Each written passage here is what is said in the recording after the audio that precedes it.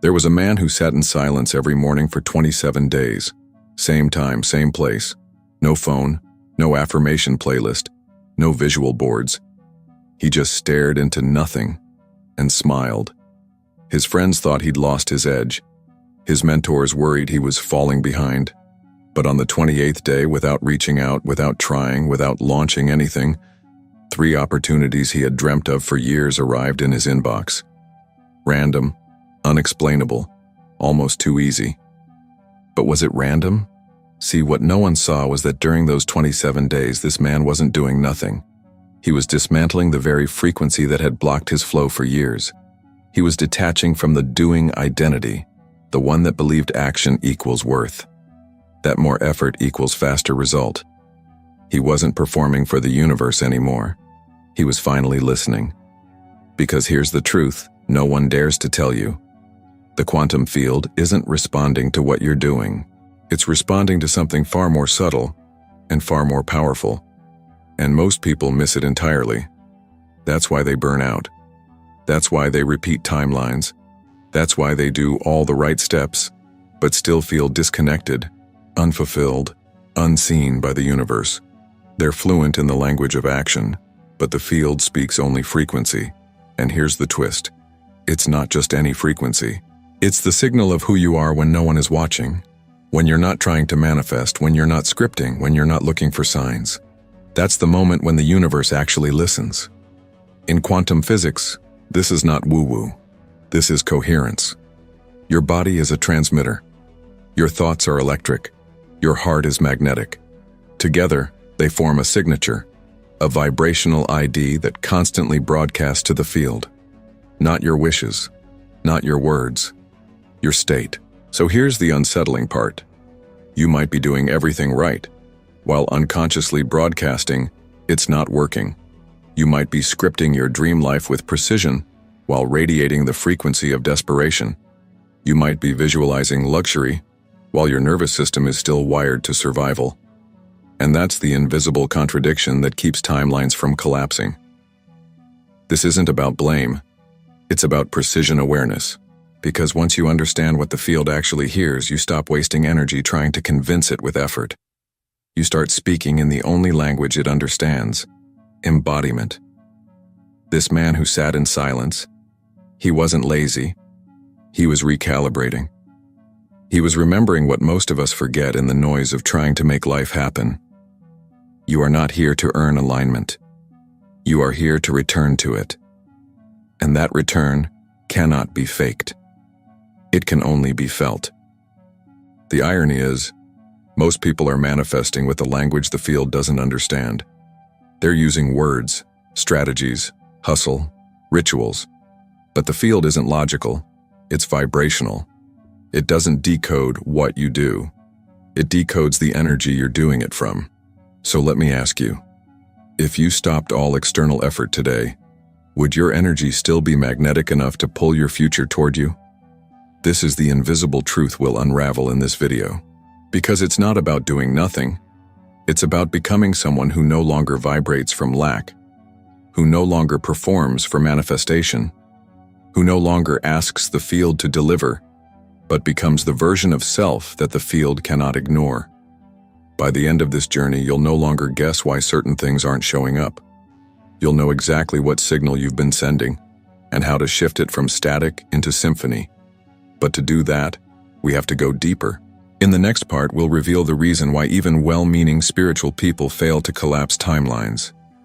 You'll learn the quantum miscommunication that happens between your intentions and your field, and how to realign without effort, but with emotional congruence. Because the field is already listening, just not to what you thought. And once you hear what it hears, everything starts to shift. You've probably felt it before. That strange moment where everything outside seems perfect.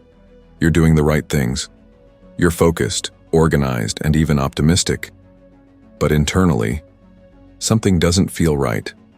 There's a tension beneath the surface, a quiet resistance, almost like your body isn't convinced. That's the moment the quantum field truly tunes in. Not to what you said, not to what you planned, but to what you transmitted, unconsciously, viscerally, energetically. This is where everything begins to make sense, or fall apart. Because most people think the universe is like a parent, rewarding effort, obedience, discipline. But the quantum field is not parental, it's not moral, it's mathematical. It calculates coherence, it reflects resonance, it responds to the signal, not the strategy. And that signal is always now. In neuroscience and quantum biology, this is known as state-dependent encoding. Your body literally stores memories and expectations based on how you've emotionally repeated certain frequencies. That means even if you're visualizing abundance, if you're emotionally rehearsing scarcity, the field will echo scarcity back. Not to punish you, to mirror you. Let's simplify it. Imagine you walk into a room with a tuning fork vibrating at 432 Hz. If there's another tuning fork tuned to the same frequency, even across the room, it will start to vibrate too. No touch, no force, just resonance. That's exactly what happens with manifestation. The field doesn't grant wishes, it responds to coherence. When your intention, emotion, and embodiment match, you become a broadcast tower, and everything aligned with that frequency starts to move toward you. Not because you're asking, but because you're vibrating. But here's the paradox. The moment you start trying to be in a high frequency, you've already lost it. Because trying is resistance, wanting is absence, performing is insecurity, and the field picks that up instantly. This is why so many people plateau. They work so hard to manifest from the head, but their body is still carrying frequencies of fear, separation, and lack. Their words say one thing, but their field, that invisible electromagnetic broadcast around their body, tells another story entirely. Let's make this tangible. You write in your journal every morning, I am abundant, I am aligned. But inside, you feel tight in your chest. You're watching the clock. You're waiting for something to prove it's working. That tension, that's your real signal. That's what the field hears. Because while the conscious mind speaks words, the subconscious, which drives 95% of your signal, speaks only emotion. And emotion is magnetic. Joe Dispenza often says, elevated emotion married to clear intention is the formula for creation. But most people only practice the intention. They skip the emotional rehearsal. They declare desires while emotionally vibrating the opposite. That's like dialing the right number, but whispering into the wrong phone. Now here's where it gets quantum. The field does not understand future tense. There is no I will in the language of energy. The field reflects the now state. So if you're always in the state of becoming, you never arrive. If you're always reaching, you're always broadcasting, it's not here yet. And so it stays away, perfectly obeying the signal. But there's more. Many people unconsciously use manifestation as a performance for safety. They don't believe they're worthy without achieving, so they chase results to feel okay, not realizing that very chase radiates lack. That's the trap. The quantum field doesn't respond to your effort. It responds to your energetic posture. And if your posture is built on trying, grasping, or earning, you push it further away. So what's the solution? Shift from performer to broadcaster. Stop proving. Start transmitting. Stop acting as if. Start embodying as is. Because the most powerful manifester is not the one who knows the most tools, but the one who needs the fewest. Why? Because their frequency speaks louder than their actions. Their coherence collapses timelines. And the universe can't help but respond. In the next part, we'll explore what identity has to do with all of this. You'll see how your self-concept, the emotional blueprint you carry, is actually the code the field responds to most. And we'll begin to gently dissolve the identity that keeps broadcasting struggle, even when your intentions are pure. Because once you change the signal, the field has no choice but to echo it. There's a question most people never stop to ask. Who are you before you start manifesting? Not what you want, not what you're visualizing, but who you've unconsciously decided you are. That identity, subtle, often invisible, is the source code the quantum field responds to. Not your dreams, not your affirmations, but the energetic assumption of self you carry into every room, every ritual, every breath. This is where manifestation becomes less about magic and more about energetic architecture. Because your frequency isn't built in your vision board sessions, it's built in your nervous system, in the stories you repeat, in the emotional cycles you rehearse, in the way you expect life to respond to you, even before it does. That's what we call your vibrational identity, and it's more powerful than any technique. Let me show you how this works. You can wake up at 5 a.m., light candles, meditate for 45 minutes, and repeat "I am abundant" 108 times. But if your body still carries the identity of someone who was rejected, who had to hustle for love, who never felt safe being seen, your signal will be coded with contraction, not coherence. You'll be doing everything from the identity of someone still trying to become, not someone who already is. This is the silent saboteur of manifestation, an identity wired for effort trying to speak the language of ease. And the field, which only hears vibration, can't translate that contradiction. It reflects your being, not your doing. So what forms this identity? From a quantum perspective, identity is not just psychological, it's vibrational. Every thought you think, especially when paired with elevated or repeated emotion, wires a neurochemical loop. Over time, that loop becomes familiar, and your brain, ever efficient, defaults to the known. This creates what Dispenza calls the familiar past, a state where your future is just your past repeated unconsciously. But identity isn't just in the mind, it's in the body. It's somatic. It lives in the breath and the posture, in the tiny muscle contractions that happen when someone says your name. Your body remembers who you've been, and if you don't interrupt that loop, you end up manifesting not what you desire, but what you are used to being. This is why high vibration practices sometimes stop working. Not because they're flawed, but because they're being done from an old identity. It's like trying to install new software on a device that still runs the old operating system. The signal glitches. The system doesn't accept the command. So how do we change that? First, you have to catch the moment you slip back into the old self, the one who doubts, who forces, who scans for signs instead of radiating certainty. Most people aren't aware this shift happens. It's subtle. A sigh, a shrinking, a hesitation. These micro-expressions are signals, clues that you've re-entered an identity that the field can no longer support. Because here's the paradox. Your new timeline can't attach to your old self, and the quantum field knows that. That's why it resists delivering new outcomes to those still embodying expired identities. It's not punishment, it's preservation. The field protects coherence. So what's the solution? You don't change identity by forcing new beliefs. You become someone new by embodying a new frequency, consistently, until it's no longer an act. This isn't faking. This is vibrational rehearsal. You act as if, until it becomes as is. Start small. Sit in stillness, not to attract but to observe.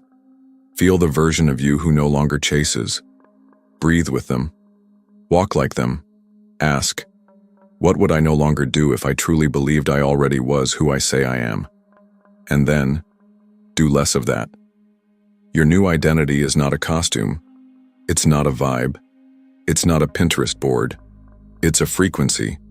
And when your thoughts, emotions, and actions align with that frequency, you stop asking for confirmation. You become confirmation. You stop seeking the sign. You are the sign. In the next part, we'll introduce a simple but profound practice that rewires this identity gently and effectively. A daily ritual that doesn't require hours, props, or performance, just presence. You'll learn how to transmit a clean signal from the core of your being. Because the quantum field doesn't need you to convince it. It needs you to become coherent enough that it has no choice but to reflect what you already are. And when that shift happens, everything begins to organize around you, naturally, effortlessly, instantly. There's a moment, quiet and almost imperceptible, when the shift begins. You're no longer doing the ritual to get something. You're not saying the affirmation to prove you believe.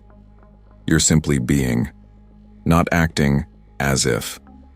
Just allowing yourself to embody what's already available in the field. That's the sweet spot, where the quantum field responds before you even realize you've changed. And it doesn't take hours. It doesn't require a script. It starts with one transmission, clean, honest, and emotionally congruent. We call it the coherence pulse. And it's a 90-second practice that realigns your identity signal to match your chosen timeline. Here's how it works. You wake up. Before you reach for your phone, before you scroll, before you consume the past through messages or headlines, you sit. Eyes open or closed doesn't matter. What matters is this: you transmit before you receive. Take a deep breath in. On the exhale, imagine your chest expanding not just with air, but with signal. You're not just breathing, you're sending. Now choose 3 words, not affirmations, but frequencies you want to live from. Not things you want to have, but states you choose to be. For example, certain, open, magnetic, or peaceful, worthy, complete. Whisper them, feel them, let your body match them. Then, imagine those frequencies radiating outward like a pulse, not in a begging way, not in a hopeful way, in a knowing way. You're not asking, you're not convincing, you're simply stating, this is who I am today. This is the signal I'm sending.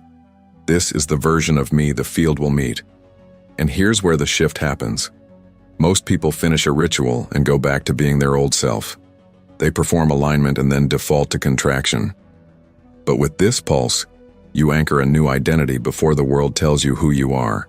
You set the tone. You transmit the code. And what follows is subtle but real. Your posture changes. Your breath slows. Your decisions become clearer. You say no without guilt. You say yes without fear, because you're not responding to the old field anymore, the one built by your past frequency. You're now walking in a field that you created moment by moment, and you didn't chase it. You became the signal it couldn't ignore. That's the real magic. So here's your invitation. Do this for 7 days. Every morning. Before anyone else's energy touches yours, let this be your broadcast. And to anchor it even deeper, right now, right here, let's mark this moment together. Let your future self know. The signal has changed. Comment below, I am the signal. Not because you're trying to manifest faster, but because you finally understand. The field never needed your effort. It needed your coherence. In the next part, we'll explore what happens when you begin to live from that coherence throughout the day. We'll show you how to stay aligned in real-world moments, conversations, decisions, doubts, and distractions, not by fighting them, but by becoming immune to their frequency. Because when you stop chasing, you start collapsing timelines. So you've transmitted the signal. You've pulsed the field with coherence. And for a moment, maybe 5 minutes, maybe an hour, everything feels lighter, clearer, synced.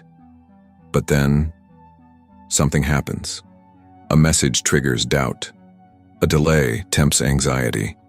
An old situation once again pulls you back into the self you've already decided to outgrow. This is the real test, not of willpower, but of energetic stability. Because the quantum field doesn't test you to punish you. It reflects you to show you where the broadcast is breaking down. And this is where most people unconsciously collapse back into their old timeline. Not because they failed, but because they didn't anchor their frequency deep enough to hold through resistance. But what if holding it didn't require force? What if alignment was less about discipline and more about remembrance?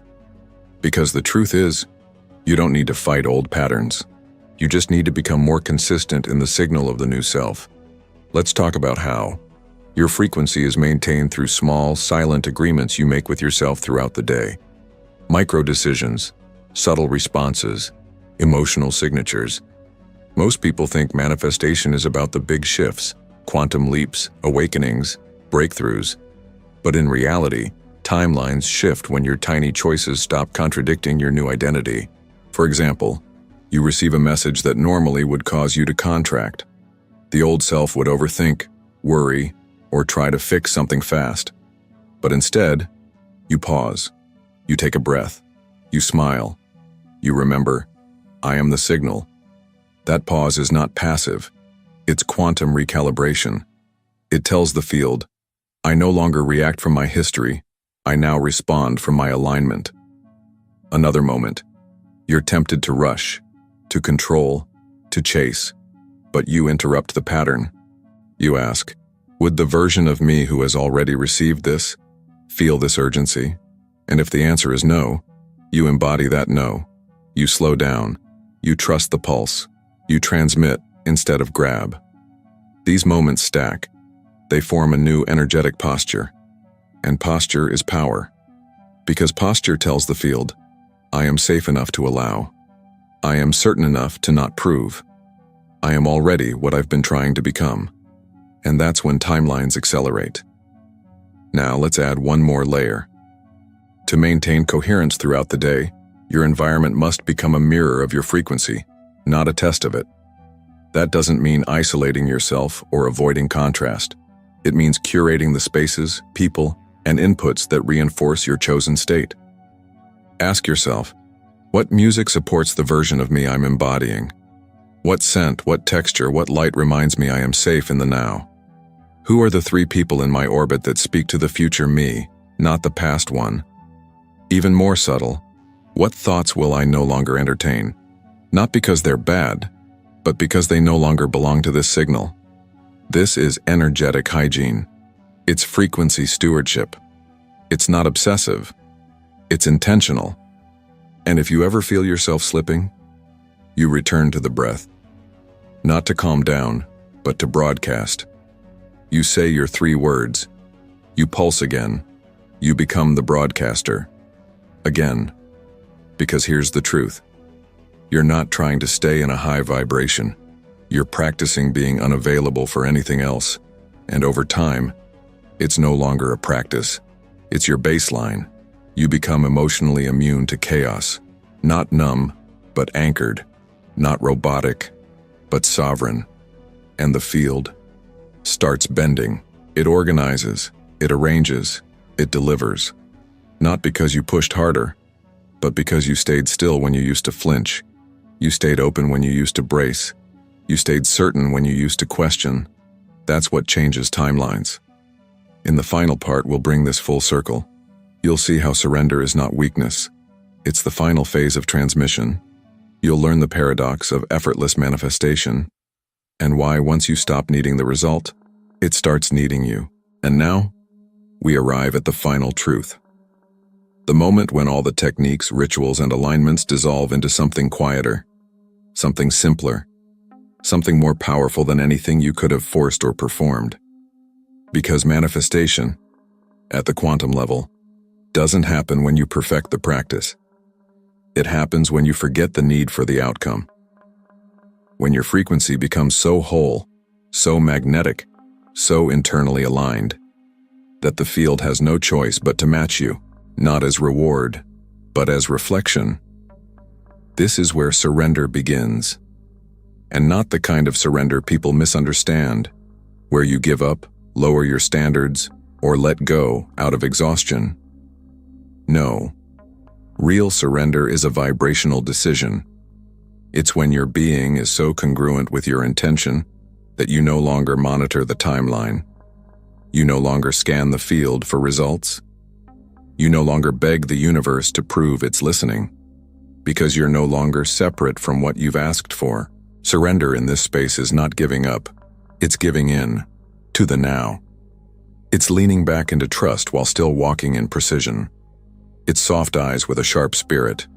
It's calm action with zero tension. And here's the irony. It's when you no longer need the thing that the thing begins looking for you. Why? Because the field responds to freedom. Not the freedom to escape effort, but the freedom from attachment. When you are no longer energetically tangled in when, how, or why not yet, your frequency becomes clear, potent, inevitable. This is what Neville Goddard called living in the wish fulfilled, not waiting, not hoping, not chasing, but being now The version of you who doesn't ask for it anymore. Because you already are the vibration of it. And in that moment, time collapses. Synchronicities align. Doors open. Calls come. People remember you. Ideas surge. And none of it feels like you did anything. Because in truth you didn't. You became. And that's the difference between performance and power. Between force and flow. Between trying and transmitting. So as you walk away from this video, I don't want you to add another layer of effort. I want you to subtract the noise. I want you to exhale. I want you to trust that what's meant for you doesn't need convincing. It only needs coherence. Let today be the day you stop using your energy to get somewhere and start using your energy to become someone. The version of you that no longer performs for the field, but speaks its language fluently. And when that happens, everything you've ever imagined begins to orbit you. Not because you chased it, but because you finally tuned your frequency to the truth. You were it all along. And now, if something stirred in you today, if something clicked, resonated, or helped you remember who you are at your core, then you're already in the shift, and you're not alone. This is not just a video. This is a frequency. A space where science meets soul, and the signal gets stronger together. So if this vibration resonates with yours, subscribe now.